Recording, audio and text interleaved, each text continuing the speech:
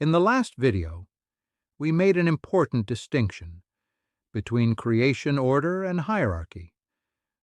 We saw that for Paul, order names relational origin, not relative worth. In this video, we need to take the next step because a closely related mistake shows up again and again when people read Paul. That mistake is assuming that Paul is primarily talking about power. Who has power? Who exercises it? Who submits to it? Who controls whom?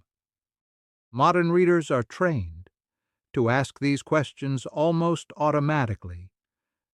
But when we bring those questions to Paul, we often mishear what he is actually saying. So in this video, we're asking a focused question. Why is Paul not talking about power in the way we often assume he is? This matters because once Paul is read through a power framework, his relational language becomes distorted. Submission becomes coercion. Headship becomes control. Order becomes oppression. But Paul is not operating with power as his organizing category. To see this, we need to pay attention to what Paul actually emphasizes. When Paul speaks about Christ, he does not begin with Christ's power. He begins with Christ's self-giving. In Philippians 2, Paul describes Christ not as one who asserts authority, but as one who empties himself. Christ takes the form of a servant. Christ humbles himself. Christ gives himself. Power is not denied, but it is not foregrounded. What defines Christ's action is self-giving love. This sets the pattern for how Paul thinks about relationships. When Paul speaks about marriage, he does not ask, who has authority? He asks, how is the Christ-church relationship made visible?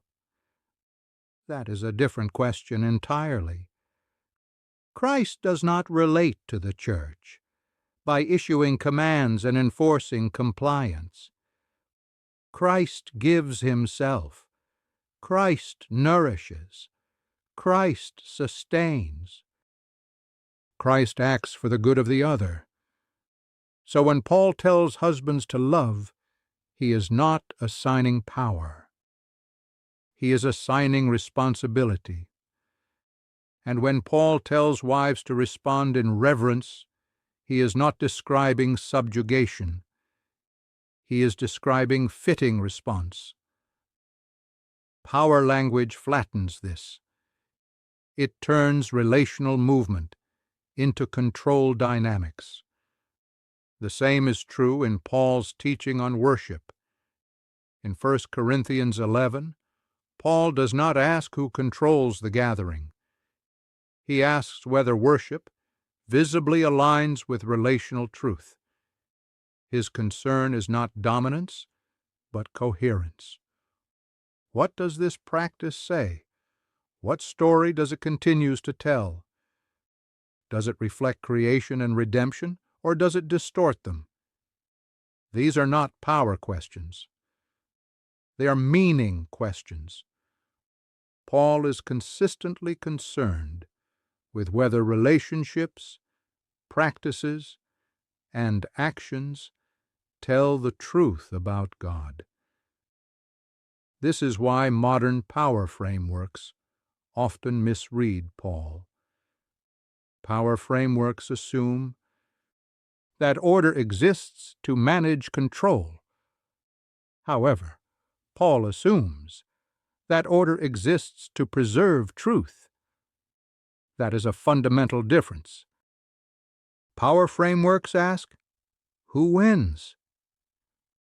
Paul asks, what is being revealed?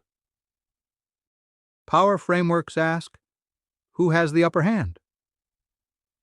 Paul asks, how does life flow? Once this difference is recognized, Paul's letters stop sounding like instructions for managing authority and start sounding like pastoral theology concerned with visibility, coherence, and faithfulness. Paul is not naive about power. He knows power exists, but he refuses to make it the lens through which relationships are interpreted.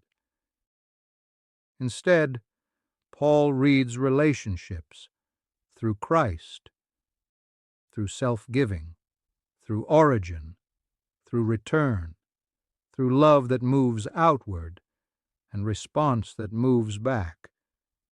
This is why trying to read Paul through modern political categories so often produces frustration.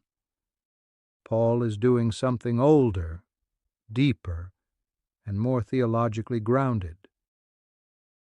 So the key takeaway in this video is simple, but important. Paul is not organizing his ethics around power. He is organizing them around relational truth. Once that is seen, many of the tensions people feel when reading Paul begin to ease. In the next video, we'll look at one of the most misunderstood words in Paul's letters and see why treating it as a power term creates immediate confusion. Thank you for watching.